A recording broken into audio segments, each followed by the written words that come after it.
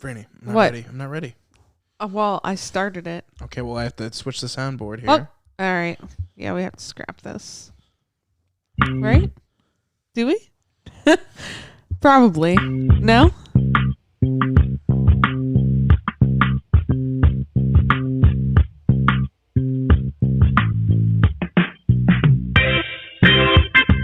Pilot Podcast.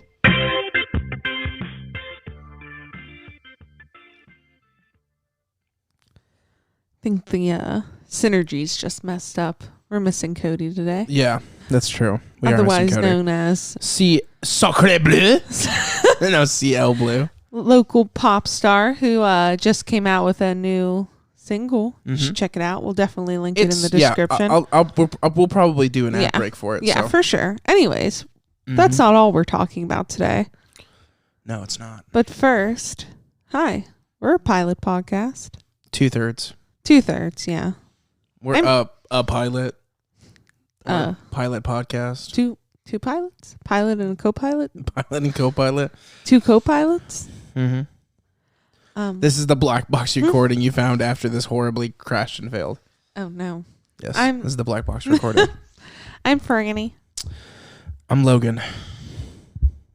And we're talking about Squid Game? Squid Game on Netflix. Game. It's the #1 streaming show on Netflix right now, so you've probably heard of it. I don't know if you've necessarily watched it, but basically, I'm gonna just read its Wikipedia real fast before we talk about it. We're gonna have some spoiler talk, but first we'll just talk about the pilot. We'll have timestamps in the description below. Mm-hmm. Squid Game is a South Korean survival drama streaming television series written and directed by, not even gonna try to pronounce your name. Don't want to fuck that up. The 9-episode series starring, I still can't read these names. I really just don't want to mess it up. Starring very talented actors and actresses, tells the story of a group of people who risk their lives in a mysterious survival game for 45.6 billion won, which is roughly about $38 million. It was released worldwide on September 17, 2021. It is currently the #1 streaming show on Netflix. Yeah, I see why. So, originally, Logan watched more of it than I did. I've finished it. Yeah, he's finished it. And I was just going to watch the pilot tonight, and we watched 3 episodes. Yeah, basically we're running out of time to get this recording up because really it's only recently gotten popular. And we wanted to get it in before it was kind of like old news. So I watched the entire show last night. My dog is just scratching like crazy. And then Franny was just going to watch the pilot, but she was so taken with. She watched 2 more episodes after the pilot and swore me to secrecy about spoilers. So yeah, like we're recording in the middle of the night right now because I wanted to watch 2 episodes. Yeah, it's going to be like 1 a.m. by the episodes. time this is done. 1 a.m. plus. Yeah. But it's so good, guys. Definitely. So, Franny, since like I kind of have a better understanding of what it is, what's your honest opinion right now of the show? What are you doing? Dog just ate something off the couch. Sure, it's fine. Yeah, it's fine. He's a dummy. But this show took me by surprise. So Logan pitched it to me and said, okay, do you want to watch the English like dub? Do you want to watch the subtitled, or do you want to watch the just Korean? Full Korean? And I was thinking about just watching the full Korean because I thought she like I thought she'd like it, but I also know that Franny is just like so weird about subtitled and dubbed things. I thought maybe she won't even care about this show because of that. Like it'll bother her so much. No. So we almost watched the whole episode in Korean because I was like, I'll understand what's happening. I already saw the whole show twice actually because I rewatched it with the subtitle. Yeah, I'm really glad I didn't watch it. I didn't expect to like it as much as I did. Yeah, it's insane. So we ended up watching the dubbed version. Yeah.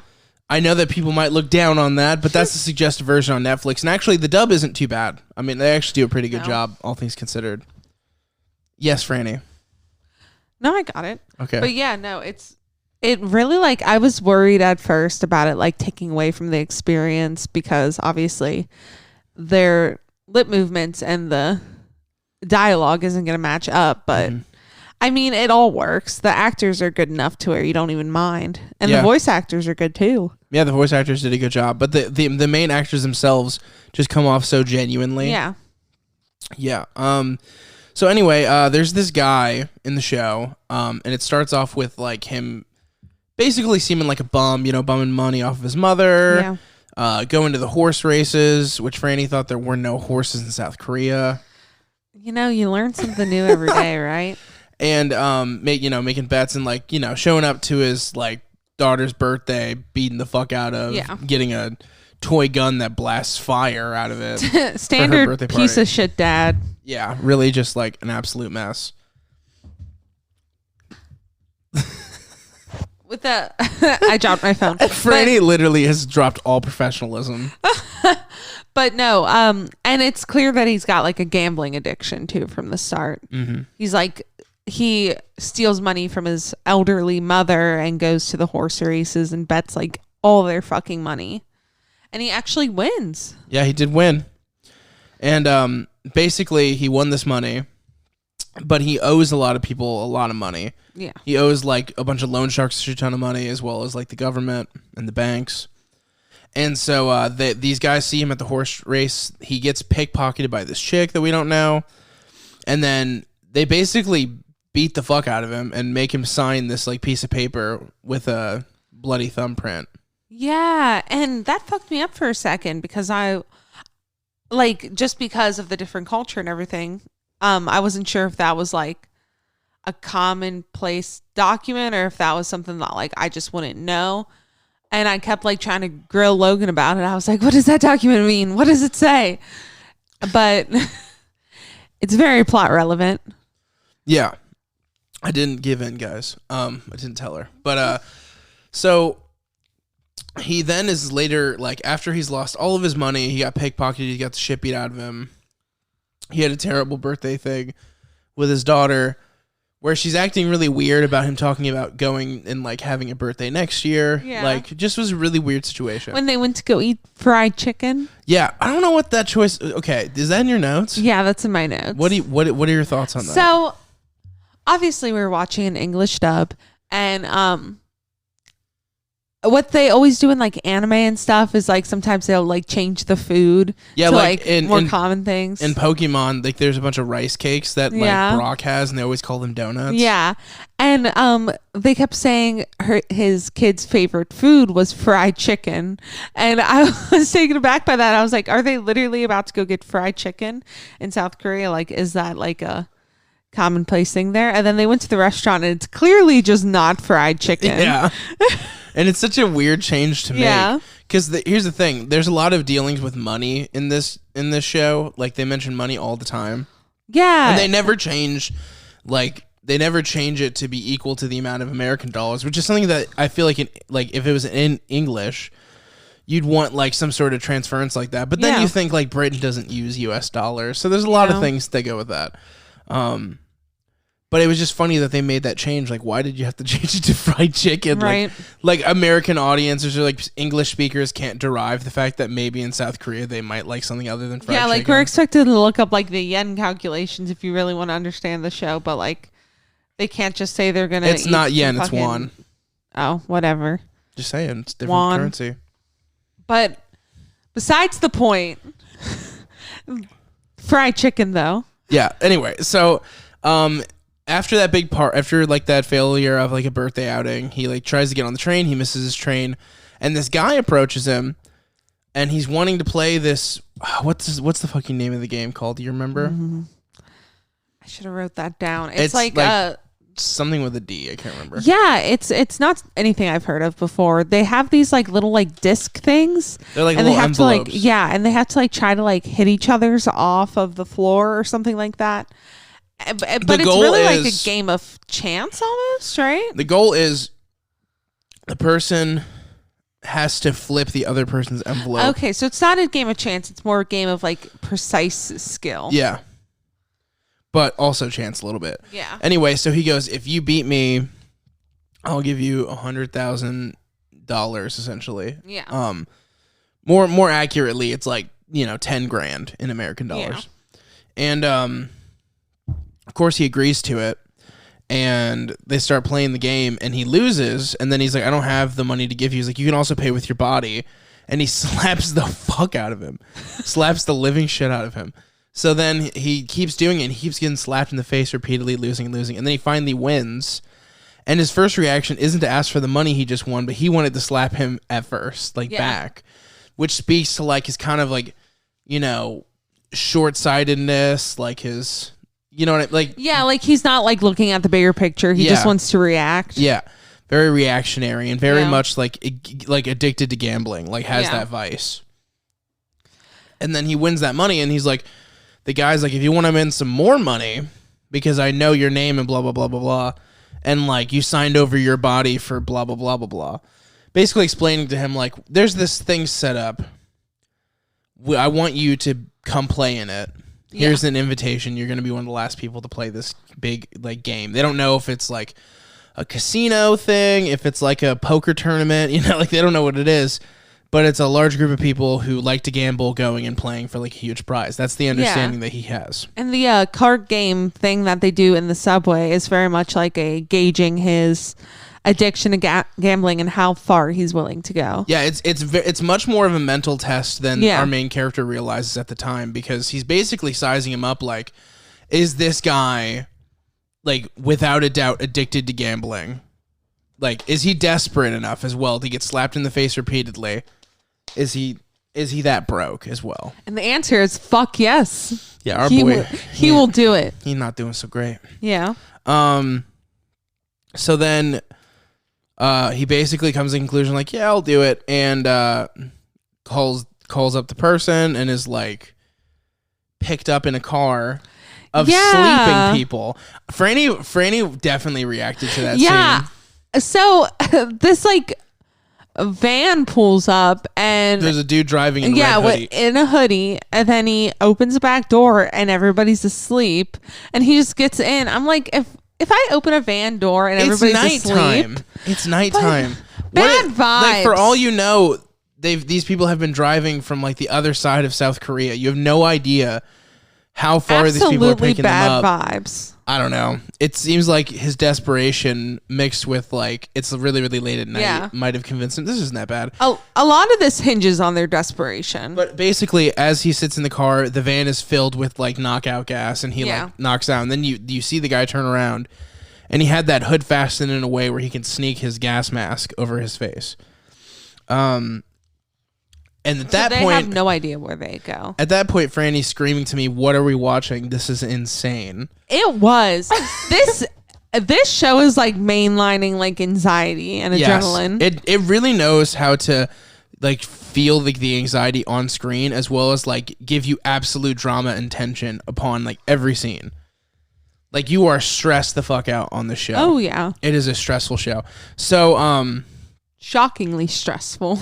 He then shows up there, and he gets assigned. He wakes up, and he's wearing a jumpsuit in a fucking gymnasium filled with bunk beds. No, you know what it reminded me of? It reminded me of a storage room full of bunk beds. It looked very much like a stock room. To me, it looked like a gymnasium during a tornado. Oh my god, yeah! It was uncomfy. It was literally metal beams, and it was livestock. The bunk beds were 3 feet from each other at most. It was crazy.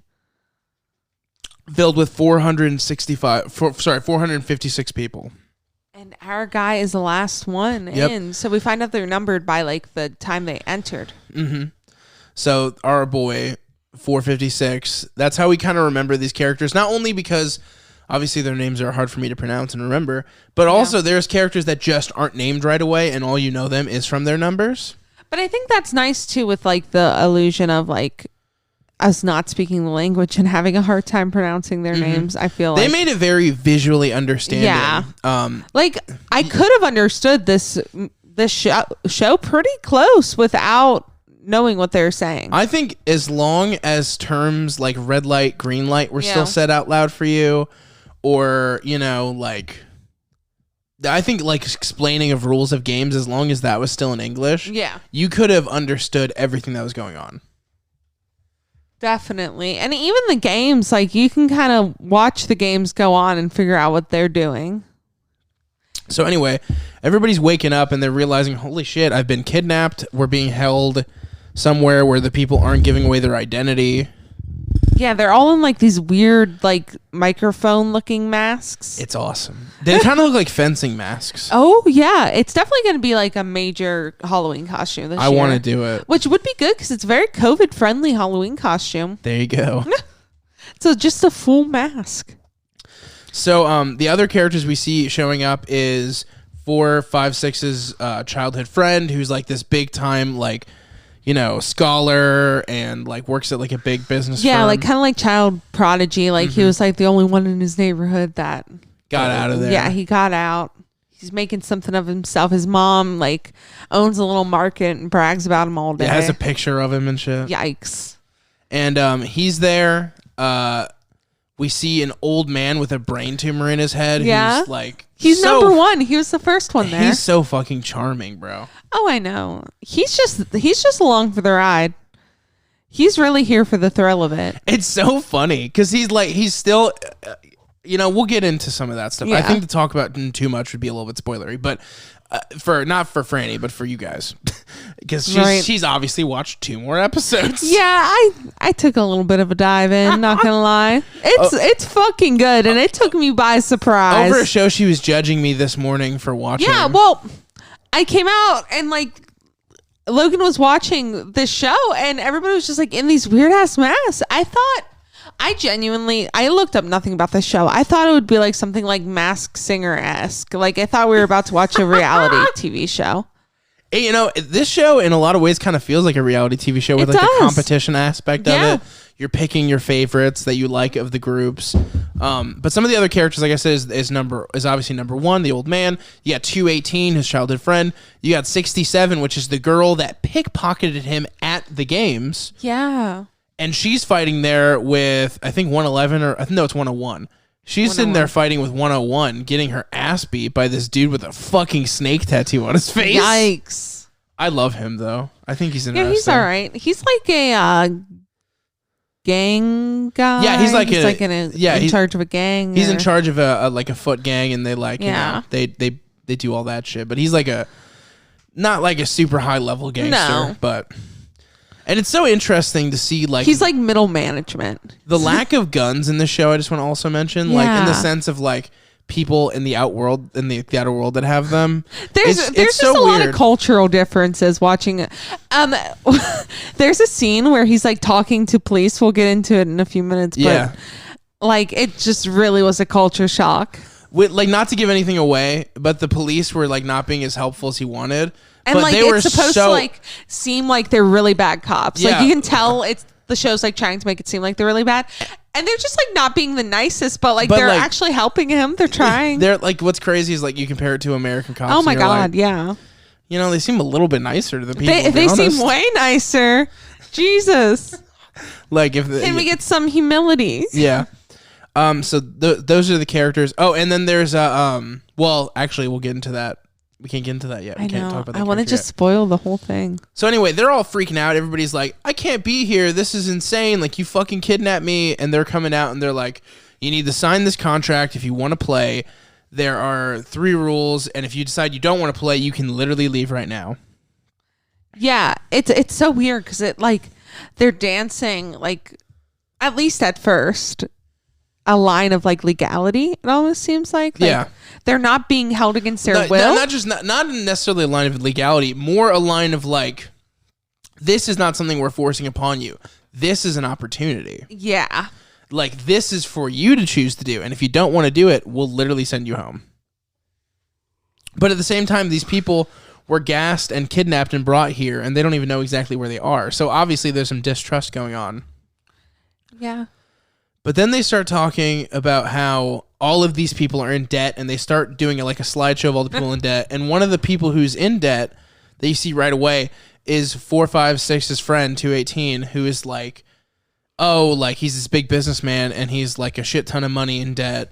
Yeah, shady money deals and shit. Yeah, and it was like all these people that are like sitting there like begging and pleading and saying like they'll pay the money back, and then they go through this slideshow and you just see how hopeless these people are. Yeah, how hopelessly in debt and like addicted to gambling and not well off and bad decision making they really are. Or just like even bad personal life. And then you kind of get the idea that maybe some of these people aren't, the nicest people in the world. But that doesn't prove to be true about all of them, I don't think. So they're all like, do you want a chance to stay here and win a shit ton of money? Like, what will happen is like when like you win the money, that piggy bank over there is gonna fill up with a shit ton of money. Yeah. All the winners, what happens is they have to win a game first before they see how much money's at stake. Yeah, but at 4, 5, 6 is the one who asks, what do we stand to win? Like he raised his hand and he's like, that thing's gonna be filled up. It's gonna be filled with a bunch of money. Yeah, and they don't get to know how much, but they know it accumulates after every game. Yeah. And so they're all like, you know what? This is a cool opportunity, even though this is weird, let's do this. So then they all start getting their ID pictures taken. Yeah. And they start being like taken out to like the game area, right? And at this point, the show leading up, I think this is important to say. The show leading up to this point was like very like kind of like nasty and like drawing and like upsetting to look at. Like there wasn't like a lot of hope on screen, not a lot of color. Things were like dark and damp and shitty. And all the scenes previous to this, basically people are just like in terrible situations, but our main character is in a bad situation where he's poor in a low income neighborhood and he owes money and his daughter doesn't fucking, respect him and his wife and blah, blah, blah. So like you're seeing all this negative and just like really kind of like, I don't know how else to put this. It's painted kind of like a Law and Order episode where there isn't a lot of like fun color and things to look at. And then that's drastically thrown away by the insane giant empty auditorium of all these people. But then when they start walking out to the game area, there's a bunch of different staircases, all differently colored, leading them everywhere. And you can see all these people traveling in these green jumpsuits like cattle through this wondrous an insane picture. Visual. Visually, this show is insane. It's absolutely startling to look at. We were talking about like an American version and like would be who so should good. direct Like it. David Fincher would be so good. And then like, one day I'll get into like other reasons why I think David Fincher would be good, but I don't want to accidentally spoil things on accident. So, but anyway, so all these people, 456 of these motherfuckers get lined up outside, but it's actually inside of a dome we see. Mm-hmm. But they're in like a kind of like a schoolyard, it looks like. Yeah. And there's a giant metal girl, like a robot that looks like a doll of a girl. And it's so jarring too, because like when they lead those people out, they come out through these like barn door looking things, and it's supposed to look like a horse race. Yes. And like they're wearing these tracksuits that like are green and everything. Like and then you're seeing visuals of somebody watching this as though it's like the horse race. Yeah, a lot of people watching it. Like this big diamond lights up on the floor with all the pictures of everybody's down there and all the numbers. And there's people, I assume I haven't been told, like I haven't seen in the show yet, betting on these people. Like these people at the top must be insanely rich. Mm-hmm. So, and then like you see the character of the front man. He's like watching over all of these people like on this floor and like this light up floor. And he's also the one controlling these lower level guys with the shapes on their faces. But anyway, they explain the rules to all these people like, hey, so here's the deal. We're going to play a game of red light, green light. And the goal is that when I say red light, you have to stop dead still. No, when it says. When it says, you're right. Keep saying it, referring to the giant robot thing. Oh my God, terrifying. Yeah, I know. It's red scary. light, green light, Red light! Red light! Red light! Red light! It's And this like demonic looking baby doll robot thing. so they're explaining these rules, and obviously most people know this game from childhood. I'll never think of it the same way again. And there's these two dudes that are like, they kind of seem like punk kids, and they're talking to each other, and they're betting like, oh, I'm totally going to race you to this spot. And the other guy's like, deal. And one of the dudes is caught moving after she says red light, and he's shot in the fucking face. Yeah. And so everybody sees that, and then when she says green light again, the friend walks up and is like, bro, get up, this isn't funny, you lost, big deal. Then he spits out a bunch of blood, and the other dude starts to try to run away from it and shoots him. And then it starts shooting like 100 people that are trying to run for the doors. Insane. And just a mass murder is taking place at that point. And it's all because there's a tracking sensor inside the little girl's eyeballs. Terrifying. So all these Fucking people are terrifying. getting shot left, right. Insane. Meanwhile, the senile old man who like He's having the time of his life. he's just seeing it as like normal red light, green light. So it's he's his like having infinite fun. dodgeball. He's just hanging out, having a good time. Yeah. Infinite dodgeball. Yeah, so he's running, he's like doing really well. I think he's actually the first one. He's up there. He's not the first one, but he's up there because he was so confused and dementia, he didn't like you said, didn't understand like the gravity. So everybody else was kind of frozen in fear that didn't die. Yeah. And he was like still just chugging along. Meanwhile, our boy 456, he's got a dead body laying on top of him. And because this dead body fell on top of him, the little girl didn't see him move. So he didn't get hit with the motion sensor. Yeah. And so he didn't get hit with the bullet. But then his friend 218 comes up and is like, dude, you need to get the fuck up because you only got it's a timer. And if you don't get across, you're dead anyway. You need to move. Yeah. So, then starts the most stressful few minutes of our lives. I believe Fly Me to the Moon starts playing around this time. In one of the I think you're right. In one of the spots where somebody's watching it, there's like a little marionette show that starts playing Fly Me to the Moon. Yes, and then that's scene, like the main guy watching, I'm pretty sure. So anyway, the show then has the song Fly Me to the Moon in this rendition playing over the massive amounts of people being shot and killed by like failing at the game. And then at one point, 456's character's leg is grabbed by a dude who is shot but not killed. Yeah. And he's holding him there and like holding him still. So he's falling behind on time while other people are going across because this guy's begging him to save him somehow. But like, what do you want him to fucking do? Right? That scene pisses me off so bad. Not because it wouldn't happen, but because it literally would. Mm-hmm. There would be somebody so self-centered not to think about this other person's life, but like their own. Like, dude, this sensor shot you and killed you. Like, you're gonna die. How about not killing the fucking dude in front of you?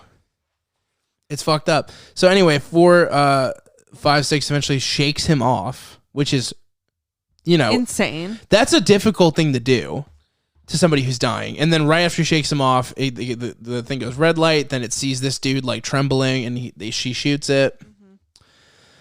And then right when you think, okay, maybe our boy's going to get there safe, because it's inching closer and closer. I mean, they probably have 45 seconds left at one point. Yeah. You just got the ominous, like, timer going off and the fucking it was so stressful. I didn't breathe this whole scene. It's insane. This scene sold me on the show. And then there's so 101, the dude who's like the big gangster with the snake on his face, and 67, the pickpocket girl. She's right behind him, and she throws him on the ground in between on a green light, and then he's like falls behind. That's basically her like, you're fucked, goodbye, die. Yeah. That scene is wild as fuck.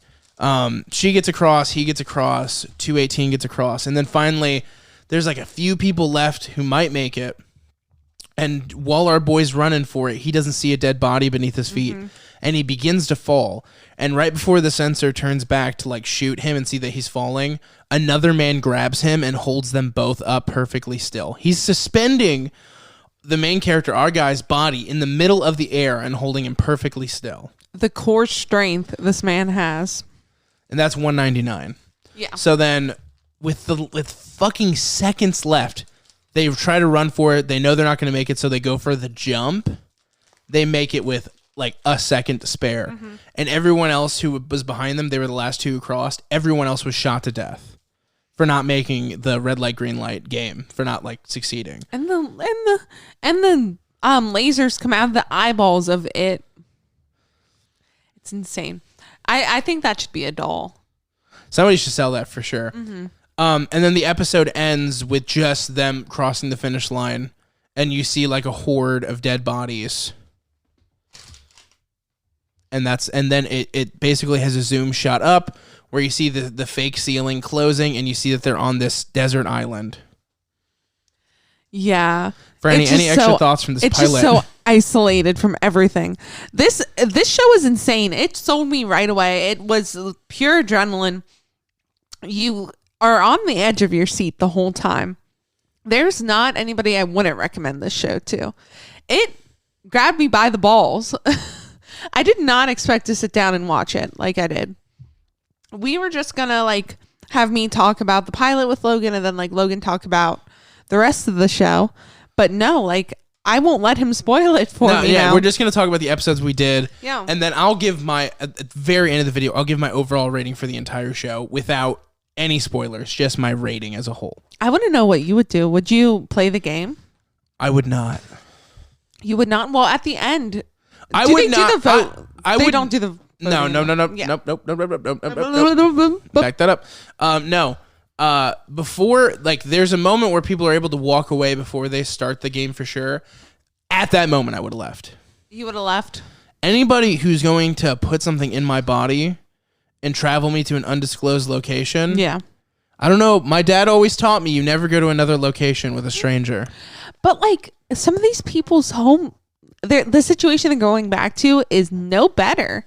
Like our main dude, he was just told that they're literally going to cut out like his kidney and his eyeball if he doesn't pay by like the end of the month. And that we forgot to mention this, but that his daughter's mother and her stepdad are moving her to the United States. Yeah. Which he's a poor, Korean immigrant. He's not going to be able to go see her in the United States. He's not going to have the money to afford to do that. Yeah. So, and then she's probably never going to come back to Korea. Yeah. And like the grandma was saying how like she's so young. The daughter's like 7, I think. And she's going to move to the United States and she's going to like forget how to speak Korean. And like lose her culture. And like lose her culture and also like lose her connection to her dad too. Cause like he doesn't speak English. She won't speak Korean that much anymore. They're not going to be able to like connect on that level anymore. So like, is it any better than what he's going to? I don't know what I would do in his shoes. It's horrible because he has no money. So yeah. I understand situations, but you're asking me right now in my current situation. What you would do. In my current situation in my life? Yeah. I wouldn't do it. What would you do if you're him? If I was him, I still wouldn't do it. No? No. Yeah. I think the only person I would see doing it is the brain tumor guy. I get why he's doing it. He wants to. Well, it's like that argument, right? We said if we grow up to be like 99, we'll both do heroin. Yeah, exactly. Like if you got nothing to lose. But yeah, some of these characters, I get why they're doing it. Yeah, I get why they didn't leave, and it's so crazy because like. So when they go into the game, they sign a thing with like 3 rules. There's only 3 rules in the whole. Think of like a contract you do if you were participating in like a video game tournament, right? I've done that. It's 5 sheets. Yeah. This contract for this game involving, physical manipulation. Escape rooms have more. They do. I know. I used to work at one. Yeah. You need to sign at least 2 disclosures. So the idea, this thing is just like 3 rules and you're good. Yeah, 3 rules, and the 3 rules were, if someone, what was it? You can't. If someone refused to play the game, they're eliminated. Yeah. If a majority decides to leave the game, like the game's canceled. What was the game can't be stopped once started. Oh, game cannot be stopped once started. You're right. But yeah, basically the big one is if the majority rules to stop the game, then the game will end. Mm-hmm. But we're not there yet. Yeah. So, all right. So, in the pilot episode, I think that they did a good job in enriching all the characters. Even 199, who we only see for 5 seconds at the end of the episode, he's holding our main dude's body perfectly still, saving his life just for the reason of saving someone's life. Yeah. That's it. He doesn't know this dude, doesn't know shit about him. Yeah. He used all of his core strength and possibly, like, maybe losing grip of him and moving himself. He risked his life to save him. Yeah. That says a lot about that character lined up right there.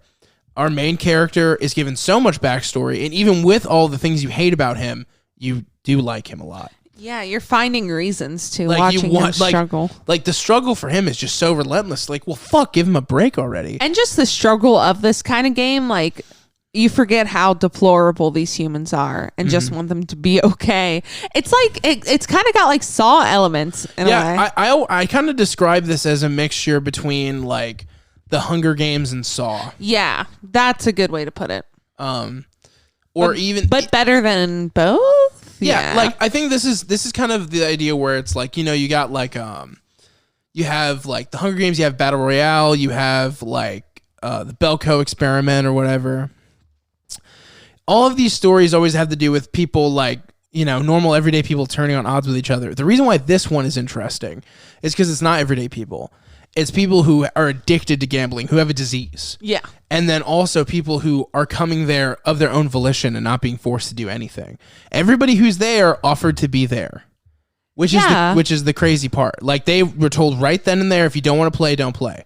Yeah, like they had an opportunity to walk out. And then, yeah, and as the show goes on, you'll just see how much these people are willing, you know, to throw away for the idea of money. They're given plenty of opportunities to leave. Yeah, they choose to be there. But we'll get into all that. But I would say that's kind of what brings it over Battle Royale and Belko experiment, all that stuff. Is there's something cool about the idea that these people, like the outside world, is so difficult at this point that some people might actually, like the social commentary of it, some people might actually just do this. Like they would choose to do this because of how bad their situation is. Yeah, definitely. Completely based on money. We were talking about how like an American version of this would be great, and for its own different reasons, for the lines that it can draw in comparison in our own like you know, economy and shit like that. And you know, we'll get into all that too. Yeah. But what do you rate it? I honestly, honest to God, I want to give this a 10 out of 10. Really? Yes. I did not have high hopes for this. Now, just based on the pilot. Just based on the pilot. I was hooked. We weren't even going to have me watch a second episode for timing reasons. And you watched 2 more. And I watched 2 more. And I do it all again. And she's probably going to make me watch it tomorrow. Oh, definitely. We're finishing this. You're going to finish it again. I'm fine with that. I want to watch it again. Maybe we'll have some ideas. Maybe we'll make a second video when we come back with everything. We just really wanted to get this up in time. Maybe we'll play some of those kid games, shoot each other in the head if we don't win. No. But what we might do is we might come back with, you know, the full spoiler discussion. We wanted to get this video up in time for it to still be relevant. But I have a feeling the show is kind of big, and it's probably going to be relevant even when we post that video too. I feel like it's going to be the topic of a lot of people's discussions. Yeah. Also, the reason why it's called Squid Game, I can't believe we didn't mention this. At the beginning of the episode, they're playing a game called Squid Game, a bunch of children. And it was a popular game from the 70s and 80s. And it was kind of... Did we find out if it was real? It is real. Okay. It's a popular game from the 70s and 80s. And it's pretty much like Korea's version of like a hazing kind of game in America. You know, like a paddling kind of thing where the game is used... Yes, there is an objective and there are winners and losers, but it's more so used to roughhouse for other boys to roughhouse with each other. It's like, you know, a tackle football kind of deal, but a little more aggressive. Yeah. So that's why it kind of makes it interesting, because I argue that this show brings up the idea that some people are here for the money, but are some people also here just because they have just like a sickness and a pent-up aggression in them? Do some people like the idea of vanquishing other people? Yeah, and it makes you think too, like what's going through the people's minds that are the people killing, or like are the people behind the scary square and circle and triangle masks. The PlayStation guys. Yeah, the PlayStation guys. I thought it was gonna have something to do with buttons at first. I thought like the faces were gonna light up or something. I think that shapes are just so like eccentric in gaming culture in general, and also and very universal. Yeah, I was about to say like it transcends language, just doing shapes and making it easy like that. Not to mention all the shapes are used in the Squid Game, I believe. Yeah. Oh my God, I didn't even think about that. Wow. There's some smart writing on this show too. This show's awesome. Yeah, this show's fucking awesome. I hope we convinced you to check it out. I watched it on a total whim. like late last night, and I watched it all the way into the morning. And it really happened because I just wasn't ready to go to bed yet, and I just saw that was the number one thing on Netflix, and I was like, oh, maybe this will be interesting enough for us to cover on the podcast. I totally saw this show because of this podcast, because I was trying to think of content. I love for when the podcast makes me watch good shows instead of just watching Gilmore Girls again for the 5th time. She admits Gilmore Girls is not a good show. No, Gilmore Girls is a great show, but it's not trying to be this, so it's not That's this. true. It's definitely not this. It's just trying to be a slice of life. This is like a cinematic experience for your TV. Mm-hmm. In fact, if like there's such great cinematography and production design put into the show that I think it would be fucking awesome to see this on a big screen. I think it would look really good. Oh, yeah. So yeah, that's the pilot episode. I would give it, for me, the pilot is like a 9 out of 10. Wow. Like a solid 9 out of 10. It's really hard for me to get a 10 out of 10. I had like obviously some issues with the pilot, like when I watched it. I think the show gets better and better. I think that it goes like the first episode is like decent. I think the second episode is kind of like a low point almost. I'm not going to get too much into it. It's not bad. It's still really good. It's just not the same thing. It's like, you know, it flips its script a little bit. This thing is this show subverts your expectations like fucking crazy. And which sometimes, I love. I'm glad they did that. But when you're so excited for it to go one way and then it goes another way, you're upset for a second, but then it goes back. I think I have a different take than you. I really liked the second episode. Okay, fair enough. We'll get into that in a sec. All right, yeah. But anyway, so yeah, it's a 9 out of 10 for me. Definitely go watch it. We're not going to talk about who we're going to fuck because that seems weird in this context. When people are pitted against each other in a way that is like being treated to like bodies, cattle, like I don't want to exploit them anymore. You know what I mean? Good. I get. Just you know bad what? vibes. You know what? I'd fuck the front man because his mask looks insane. Oh God, no, thank you. That'd be interesting. Or maybe I'd kill him based on the proceedings. But all right, guys, we're gonna take a break and we'll be right back.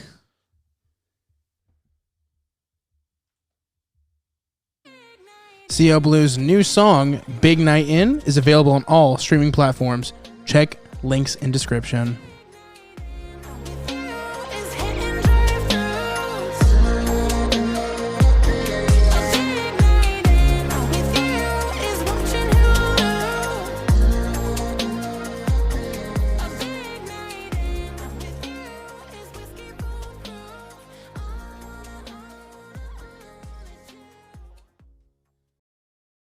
Hey, looking for more content? Check out Crosscut Cinema, where me, Frani, and my friends review movies. Or check out a pilot podcast where we review TV pilots with recording artist CL Blue. Or hey, check out me hanging out with my friends on Average Joe Interviews. Socials and links are in the bio. Thanks, guys.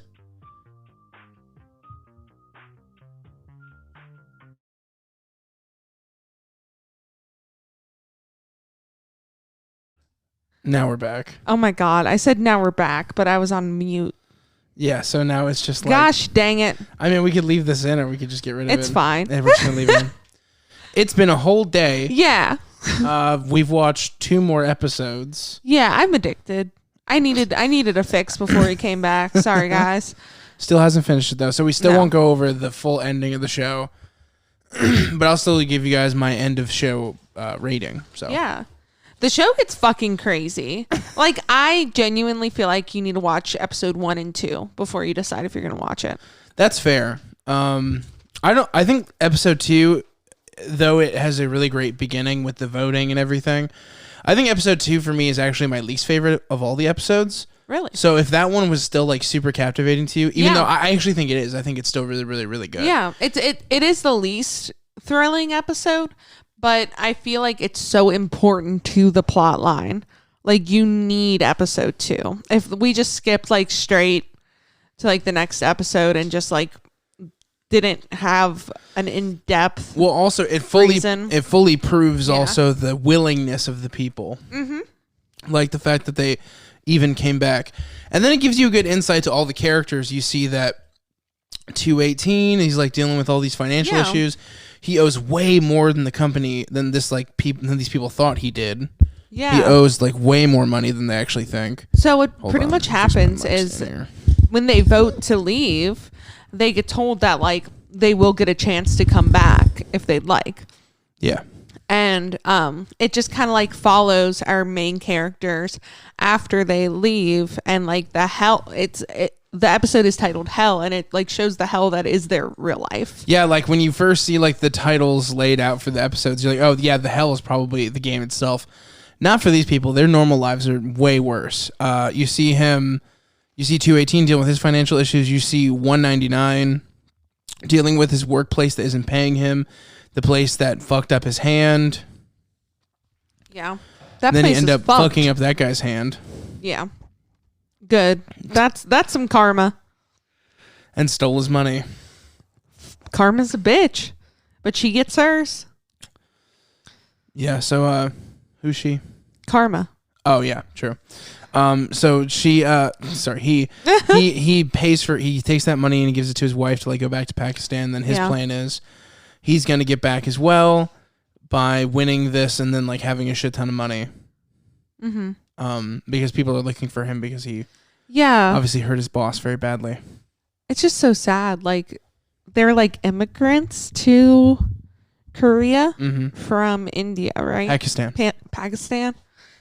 And they're just like a young family struggling to get by, trying to like live above the poverty line and just fucking failing. It's so sad. And like it just shows how desperate he is to like provide for his family. Another interesting thing I could see being effective in an American version of Squid Game, where there's a lot of there's a lot of dreamers and immigrants in our country that you could easily draw a similar storyline to. You also see our main guy, his situation's much worse than he thought. He found out that like his mom is sick and dying with untreated diabetes. Yeah. And he basically fucked them over financially, so he can't, they don't have the insurance necessary to take care of her. Yeah, he gambled away every fucking thing. And then after begging all of his friends and everybody he knew for money, he went to his ex-wife, who shoots him down. And the same ex-wife who's trying to take his kid to America. And then the husband actually offers him the money on the contingency that he never contacts his own daughter again. So our boy punches him in the face, obviously. Yeah, and I mean, that just like was his like last chance before he knows he needs to go back to the game. And he is willingly going back. But there's an important character introduced in the middle time where he goes in to the police station. He's trying to explain to them, hey, they killed 250 people or whatever. And the police station was like we were talking about before, like the cops were, in my opinion, a lot nicer than our cops would be. Yeah. But definitely. But at the same time, still not great. Definitely still not great. a cab. Definitely. Our dog just sneezed on our other dog. Some studio shuffling has ensued. Yeah. Anyway, so he goes in the police station and he leaves the card that the people gave him, and then a police officer notices said card when looking for his own brother who's gone missing. Yeah, like the invitation card. Yeah. He finds a similar card in his brother's clearly barren apartment. His fish aren't being tended to. His things aren't being touched. Also, the apartments in South Korea look insane, by the way. Yeah. The like infrastructure there, like you can just tell they prioritize different things, and like the living situations are just way different. Like it's this like narrow hallway, like you got to walk down it like sideways, and the doors are like so close together where like if two doors were swinging open at the same time on opposite ends of the hallway, they'd hit, and it just opens to, like smaller than a dorm. Yeah, it's like tiny. a room that's smaller than a dorm, and that's like this person's whole apartment. And like another like cool cultural thing that you see too is like they show like down the hallway and everybody's shoes are outside. Yeah, everybody's shoes are in the hallway. Yeah. Nobody's worried about people fucking with their shoes. Crazy. Definitely crazy. Like your shoes would definitely get fucked with in many places out here. 100%. I don't even like you leaving things on our porch. Right, and we live in a nicer, like a safer area. We're not in the same building as somebody else. Yeah. But yeah. But that brings on the character of the detective, who is one of the best characters in the show, in my opinion. Definitely. Even though majority of the time he's not talking because he can't, as you come to find later. But is there anything particular you wanted to mention about episode 2? I know you really liked the beginning with the voting and stuff. Mm-hmm. The great thing is I wrote a ton of notes, and then my phone was fucked today. That's right. Fucked hard. I dropped my phone. It has shattered, and glass from it has gone into my hand. So I have lost all my notes. I am free ball in this episode. But I did really love the voting. So this episode starts with the voting, right? Yes. It starts with them getting rounded up after all those ones got killed, and then being brought back into the building. Yeah. And then everybody's all arguing like, I want to fucking leave. Let's leave. And then a bunch of people see how much money it's going to be. And like some people are like crying and stuff, but they're begging to leave before they're shown the money. Yeah. And then when they're shown the money, after it's decided they're going to put it to a vote, you start seeing the crowds very split. Yeah. And it's so funny too, because they vote in backwards, like order. So the first person's our guy. Yeah, 456. I would say 65. 456 is how I remember it. 456. But and then the final vote is old man. 001. Number 1, yeah. And it's really surprising. Like the first person you see that speaks up about wanting to leave is this lady that just had a baby and hasn't even gotten to like name her baby yet. That character, which I guess is like another cultural thing where they submit a name for their baby later, is what they kind of made it sound like the baby was a couple months old.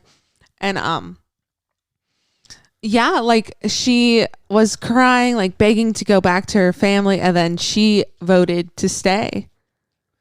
And she came back. And she comes back. And she's one of the characters that you follow. And she's a nutcase. She's fucking nutty. She's nuts, bro. Yeah, and then another person, the person who brought up the fact that people can vote very like diplomatically, that 218 actually changes his mind, says he wants to play. And it brings it down to a dead tie, and the last person to vote, since it goes in opposite order, is the old man. And he's very like... He's not mentally there because of the tumor and how old he is. And so everybody's worried. Everybody's sweating it out.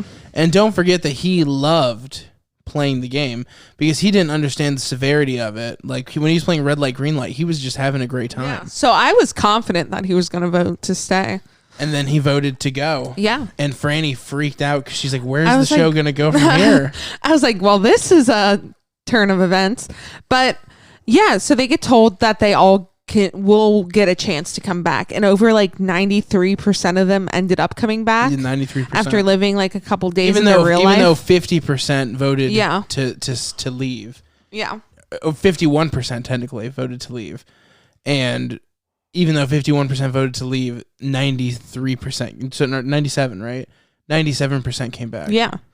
I think so. No, it's 93. It's 93. 93% came back. Yeah. Out of the 51% that wanted to leave originally. Yeah, and they all get rounded up like cattle again. In a montage of weird little, completely identical vans picking people up and gassing them. But our girl, 67, she put something in her nose. That way the gas doesn't knock her out. And our cop follows 456's car. Yeah. All the way back to like a fucking ferry. And gets on the bus. Mm-hmm. And like pretends to be asleep on it. And then when one of the guards comes in, he whoops his ass and takes his outfit, Scooby-Doo style. Fucking badass. Insane. And he's got he starts with a circle head helmet, right? Circle face, the lowest of the, it goes circle, triangle, square. Yeah, so the like guards are in red like capes and these like weird helmets that kind of look like a speaker. Or like fencing helmets, like I said before. Fencing helmets. They, and they each have like, what were we saying? Like PlayStation symbols, pretty much. Mm-hmm. Like there's circle is the lowest. They're like the like just like the grunt workers. The triangles are like the more militia dudes. Middle management, like militia. They're the gun guys. Yeah. And then the squares are like the commanders, and like the colonels and stuff. Yeah, and they're very into their hierarchy. Like you don't speak unless your superior addresses you to.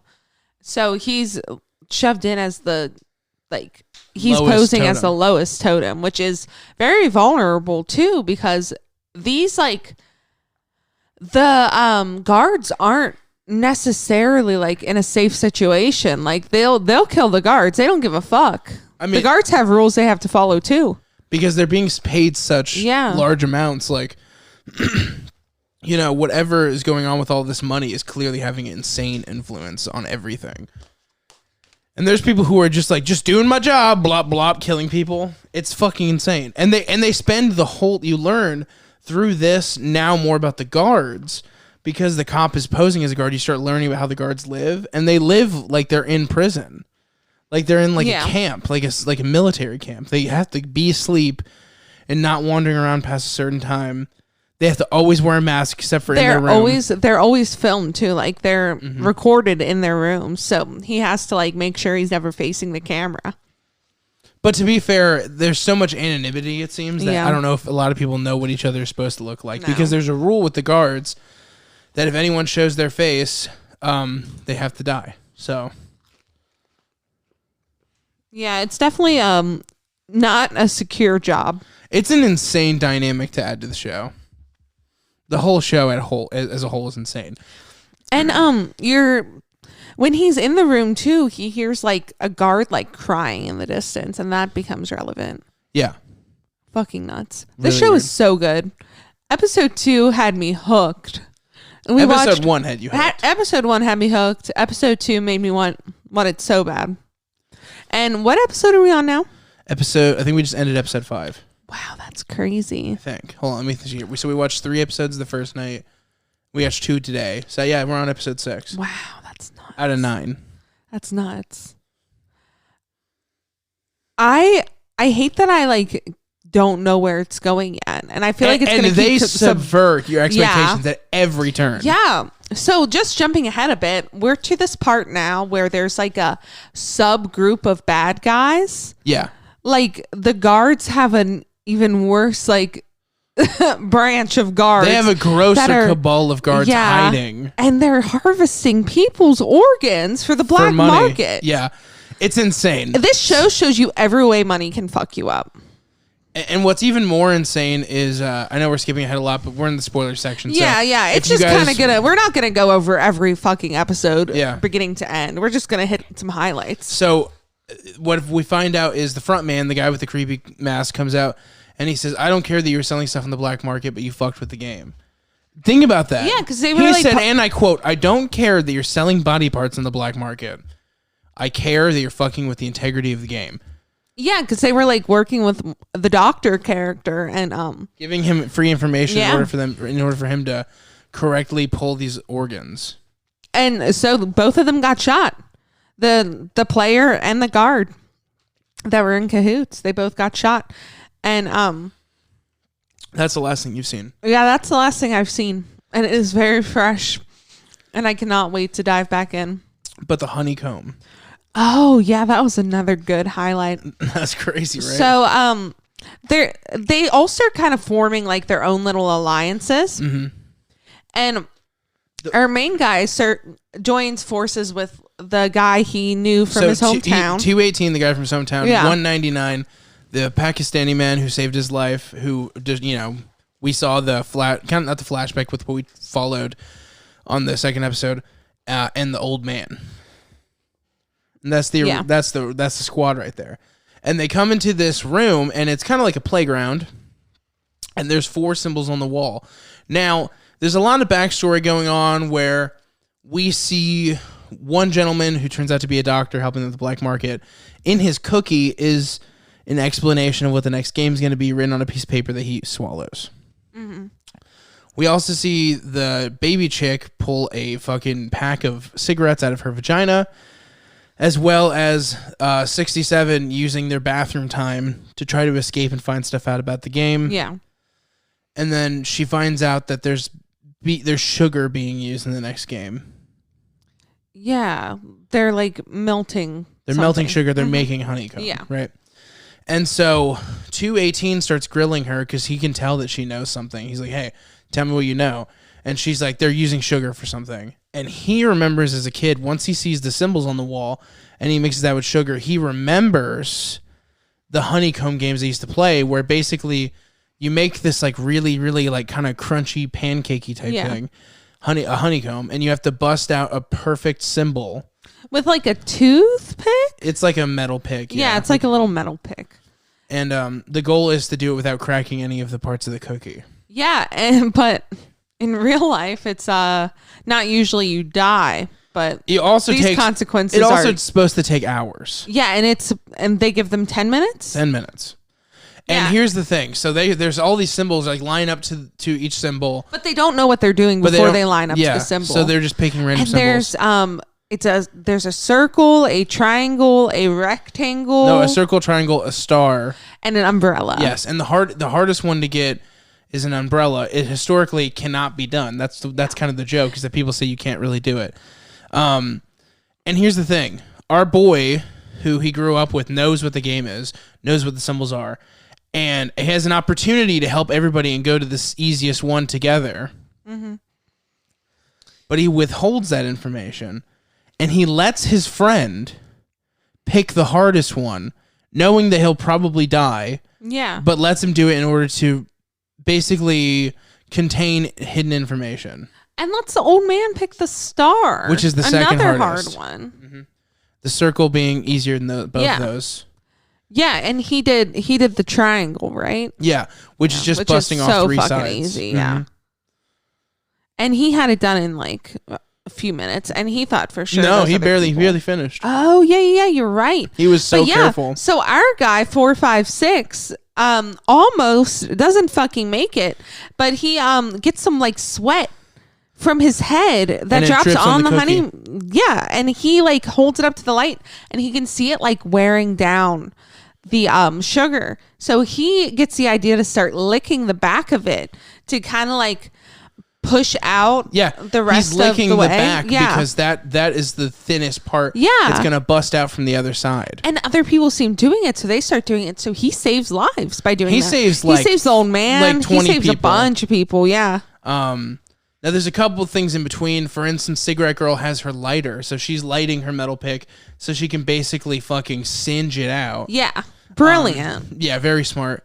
And so she ends up giving her lighter to 101 because she's trying to form an alliance with this big snake tattoo motherfucker. 101 is bad vibes. He's such bad vibes. Mm-hmm. But he is a great villain, though, I gotta tell you. And I get why she wanted to partner up with him. He clearly is he's scary. Willing to win. Yeah, he's scary, bro. You don't fuck with him. So they both get out. And like you start seeing all these people whose cookies are cracking, and they're getting just shot in the fucking head. And it's like to like this droning, like they're all laying around in this room like a bunch of kindergartners, and people are dying right next to them. Like they're doing like a fucking kindergarten activity, and people are getting their brains blasted around them. And it's not just like the time frame too. If they don't get it done in time, they get shot. It's really tense. Mm-hmm. I remember you thought you'd never freak out over such a little thing. As a person with anxiety, this is like mainlining anxiety and adrenaline. It just gets worse and worse. It does. It gets more intense and more intense. I highly recommend everybody in our audience go watch it right fucking now. So eventually people are picked who win and stuff, who lose, who die, whatever. And then when they come back, they're getting given, I think this is when this happens, all the money shows up, and then they're starting to get passed out food, right? Isn't that correct? I think that's what it is. They like start getting passed out food, and like dudes come up and take extra food. Oh, the egg thing happens right after? I think so, yeah. I think so. There might be something in the middle. I think there's some cop stuff in the middle. This fuckery happens. So we think originally that is because the people came back for seconds. But what we learn in a later scene is that the seconds still would have wrapped up to it still being less food. It was like, because 4 of the people took seconds, but they were missing 5 servings. So there was always the plan for it to there to be under food, for a fight to break out, for them to manipulate the herd from eliminating half. And like a fucking prison fight basically breaks loose, and it's just strobe with 101, lights. The bad vibes guy. Yeah, he he keeps his broken bottle from an earlier fight where he killed a man. He kills this guy With after his he fists. takes his egg. He kills this guy. And then he knows what the game is going to be. And this turns into like a because the game. doctor gets it in his egg. The doctor gets it in his egg, and he partners up with him and they form an alliance. And as a result of this big prison fight, 67 and I think it's just 67 actually. There might have been a couple. No, she definitely was a member at that point. Yeah, they saved her life, and she joins the crew. 4, 5, 6 straight up saved her life. Yeah, that was an insane moment. That was so crazy to watch. That whole prison fight scene with the strobes, and then the number one getting up on the top of the bunks and begging people to stop because he was scared and having like a panic attack. And then you come to find out that like, you know, like he's having some serious health issues. He can barely stay awake and shit. After all that fight breaks out, literally the same hour within that prison fight breaks out. Time for the next game. Yeah. Tug of war, bitch. And the fucking doctor knows it's tug of war. So the snake guy fucks over that chick. Yeah, he like made an alliance with this bitch after like fucking in the bathroom. He fucked her, dude. And they said they're gonna like get out of there together and like they're gonna be the final like winners. And then he fucks her right over to like they're told to split up in teams of 10 and that they have 10 minutes to do it. And they're not told anything else. They don't know that it's gonna be tug of war. And he forms a group of all guys, all men, all strong men. No, 218 has a similar idea without knowing the truth. Yeah, but he specifically says men because he doesn't know what it's going to do with strength, but he's thinking they tend to be faster. All this stuff. He's looking at it in a supposedly objective way. Although we come to find out that objective way of looking at things isn't necessarily correct, because he wouldn't have had the old man on his team if he looked at it only objectively. Yeah. So he got all these people. It was none of the people that he wanted. They literally they recruited 3 girls out of 5 additions. 3 of them were chicks, and he was not happy with that. Yeah. And it's so nuts. They see that it's going to be tug of war, and the brutal team with 101 fucking. They have nothing but muscle guys and the doctor. It's the doctor and 11 thugs. Yeah. And they destroy this other tug of war team. Yeah, and it's tug of war. It's 2 platforms, and they have a rope in the middle, and then underneath is just like a drop. You drop to your death, and there's like a guillotine that cuts the rope when one team loses, so they just drop down and die. And the other team stays up there, and they make it through to the next. Like they don't do a.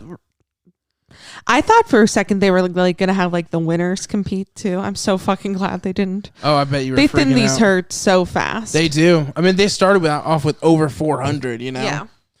It's not like we're going to be able to get close with all those people. So it's like time to cut it thin because it really operates like this most serious, most dramatic reality show of all time.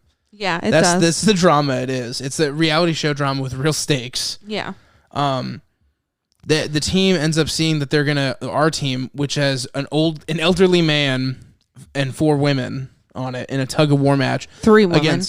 3 women against this buff ass male team. Yeah, all male. All healthy looking too. Yeah. And they're like, fuck. So they're like, we're gonna fucking die, bro. We're gonna die. But they just watched a team die too. Yeah, they just watched a team. They're the second pairing to go. Yeah. And when they get in the elevator, the old man's like, don't lose hope, you know? And he's like, like giving him the fucking Mr. Miyagi speech. And everybody's like, shut up, old man. And 4, 5, 6, of course, is like, shut the fuck up and let's listen to him. We're fucked anyway. Let's just listen to him. Like, what? You know we're going to lose if we just go out there the way it is. And he gives them legit strategy. Yeah. So he gives them this whole spiel about there's a certain way you have to stand. There's a certain formation of people you need. You need to psych out the other players by standing completely still and holding your ground for 10 seconds straight. And then pulling. But with all that, this other team is really strong. So they're about to win anyway, even though they almost lost. It was a nail biter for a minute. But then our team, right as they're about to lose, like after having done everything possible, 218 has an idea to run forward for 3 seconds. It'll knock them over. Yeah. And then we can pull the rope. And that's how the episode ends before you see the resolution. And we were supposed to start recording right after that. And I said, Logan, we need to watch this goddamn episode. And then we watch that one and another one. This show does that. Just that one. Okay, just that one. It all blends together. This operates like a long movie. The scenes end and start right away. Yep. It's so good. Watch it. And so the running scene results in them just barely winning. Yeah, just nail biting. Nail biting. Dude, insane. And then that shows the value of having like the old man and like the women on the team. Like they worked hard too. And it shows that it's not just like who's the strongest. This game is designed to test intelligence, stamina, everything. Yeah, I mean, because if they would have had 3 like of these, I mean, there were already 2 men that were so like, shut up, old man, we're not going to listen to you, like very close-minded. If they would have had that team of all men, like they wouldn't have listened to the old man. No, definitely not. And they would have all died and taken the old man with him, even though he knew what the fuck to do. He was pretty great. And it just shows like you need to like hear other people out and see other perspectives. Like that is a great lesson to be learned from that. All right, Franny. What's your favorite character? Ooh, it's crazy because like they're all deplorable in their own right, but I think it's gotta be the old man. Old man. I love the old man. Number 1. I like how wise he is. It breaks my heart seeing him there, but I get his reasons for being there. He's trying to just get the money for his family because he knows he's gonna die regardless. He's just like, might as well die trying to help and not leave his family in debt. He's trying to right his wrongs. I like 4, 5, 6 more because I'm seeing a redemption. I am seeing a redemption, yeah. And I also like 67 because she's a bad bitch. Yeah, she is a bad bitch. She's a bad bitch, dude.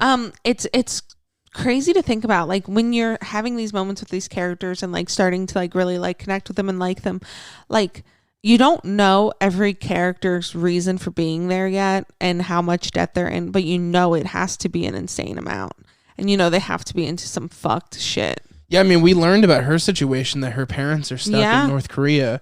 And she's just trying to get them over to like be with her, you know, get her son, or not her son, her brother out of adoption, have them all live together. And she's doing everything she can, every crime she can to try to make that happen, going into any debt possible to try to get up enough money to do this. Working. Her and 101 actually knew each other outside of there, and she like worked for him. It's crazy. And like crossed him. There's like some underlying beef. Yeah, they definitely don't like each other. Yeah. And he like tries to kill her during that like strobe scene. And she tried to kill him during Red Light, Green Light. Yeah. The show's great. I'm going to have the thumbnail be the Red Light, Green Light picture. Oh, It? Yeah, It. Yeah, that's what I'm going to do for the thumbnail. I think I already have it done, actually. Fuck yeah. This is the best thing to come out of Netflix in a while. Definitely like top tier Netflix. Now let me just... Oh, also, the whole thing happens with the Oregon people. A bunch of people die. The police officer is now... They know that someone's intruding. Or at least that one of the people who was a part of this Oregon thing is missing. They know that somebody's running around inside of the state. So right now, our police officer is in the caverns of their records at this point in time that we're watching. And he finds that his brother won in 2015. His missing brother won in 2015. You get to this record room and he's like snooping around. It goes back to like 1998 as far as I can see. I think it was 99. No, there was another book right next to it. Oh, there was? Mm-hmm. Okay. Yeah, and like there's like multiple books per year, and it makes you think like, is this like government sanctioned? Maybe like a government lottery kind of thing? Yeah, like, because it just seems like efficient and like something like another country would think of. I know. But like, here's my theory. I think it's government sanctioned to and paid for like through corrupt politicians that want to bet on people's lives, and that pays off the insane amount of debt that these people owe. That is my theory, but that is just a 3-4 episode in theory. 5 episodes. 5 episode in. How many episodes is this? 9. Wow, so I'm over halfway. Yeah. That's crazy. Yeah, 6, 7, 8, 9 left. Wow. That's awesome. The show's great. Yep. I want to see an American version. Yeah, but I don't want them to fuck it up though. I think that it totally has the capacity. Also, like, you could give us prequels, show us other years of games. Yeah, it has potential to like kind of branch off and be like, imagine like a bunch of 90s like, you know, K-pop brats. Yeah, and like playing they could this like game. Right, and they could like obviously the technology would be different and like shit like that. I think that'd be really interesting. It'd be cool. Or you know, show us one in a time period ahead of time. You know, like give us different time periods. I think that they're also going to result in different childhood games.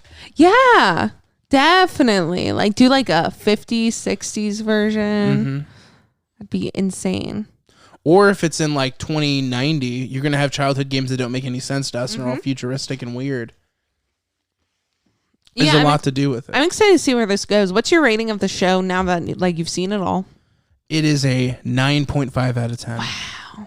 For me. I'm excited to finish it. I think that the reason that keeps it away from a 10 is just sometimes the pacing's a little weird. And then also, I don't want to get into why. The other thing might be considered a spoiler, but it's great. It's all great. It's all totally worth watching. And for all of its shortcomings, if you think this is corny or bad at times, it is just so wildly entertaining that it kind of wins you over. Because of course it's a little corny and weird. I mean, they just played a game of tug of war to the death.